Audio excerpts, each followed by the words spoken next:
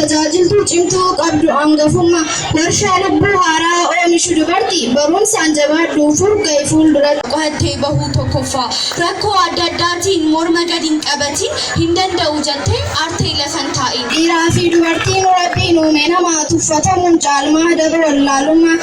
dubartii waan taaneef nu miidhuu as deemu cabsuudhaaf beekumsaan gabifannee sammuu biyya bulchaa jirra taanee pirezidaantii lolleetis lolchiifne ooraal taankiif jetti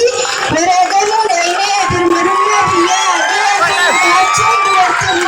inni biraa kaaniin dhaamu inni dhumaa kaaniin himu daraaraan ji'aa yommuu mul'atu yommuu sitti argamu saalfa seetee naatee barnoota dhiiftee baatee ofitti baay'aate. Uumamaan keessumaa ji'aa namni argu hirrifatiin dhufuus tasa marsaan lagu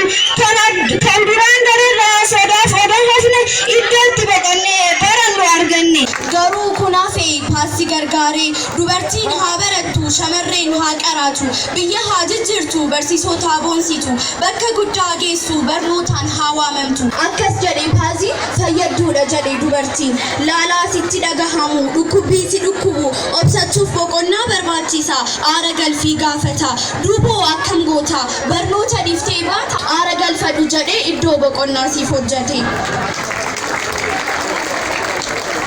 Kanaaf paas galatoomaa ulfaadhaa. Olaantummaa argachuuf kan nuuf qaddamtuu fi kan dhiisin ilaalchaa dulloomaan guluffii eenyurraan daladhee of gaafadhuudhaa fi jiddus abjuudee nuu namni horadhuudha fi bu'aalee dubartiin